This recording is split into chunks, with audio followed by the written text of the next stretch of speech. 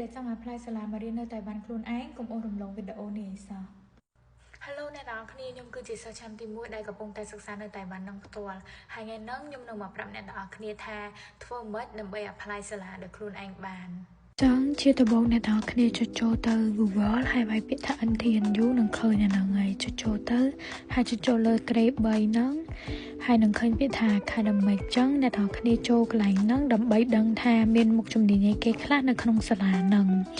ចឹងឧទាហរណ៍អ្នកទាំងអស់គ្នាចាត់ឆ្លាញ់មុខវិជ្ជាអីចុចចូលទៅលើមុខវិជ្ជាហ្នឹងទៅនឹងឃើញពាក្យថា website ហើយចឹងចុចចូលទៅកន្លែងហ្នឹងហើយនឹងឃើញពី information ដឹងថា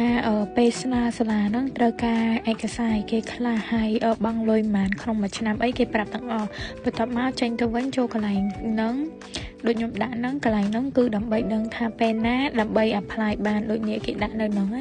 ឆ្នាំក្រោយថ្ងៃទីប៉ុន្មានចឹងទៅហើយចូល online application ហ្នឹងកន្លែងហ្នឹងកន្លែងស្នើចឹងឥឡូវគេអត់ទាន់បើកទេចូលអត់កើតទេចឹងនេះខ្ញុំសាកចុចចូលឲ្យមើលពេលចូលទៅអញ្ចឹងឯងតែថ្ងៃដែលគេបើកនឹងអាចចុចចូលបានហើយដោយសារតែឥឡូវគេអត់ទាន់បើកចឹងចុចចូលអត់កើតទេចឹងខ្ញុំចង់បញ្ជាក់បន្តិចថាបើសិនជាអ្នកនរគ្នាចង់រៀនសាលាផ្សេងក៏ដោយដែរអ្នកនរគ្នាអាចចូលទៅក្នុង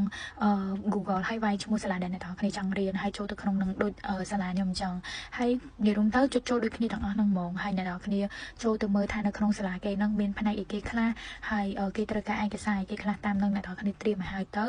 ដល់ពេលដល់ថ្ងៃដែលគេបើកឲ្យអ្នកនរគ្នា apply អ្នកនរគ្នាអាច apply នៅតាម online បានចឹងវីដេអូនៃការ apply សាលារបស់ខ្ញុំមានតែប៉ុណ្្នឹងឯងបើសិនជាអ្នកនរគ្នាមានអីចង់សួរផ្សេងទៀតអ្នកនរគ្នាអាច comment នៅខាងក្នុងវីដេអូហ្នឹងបាន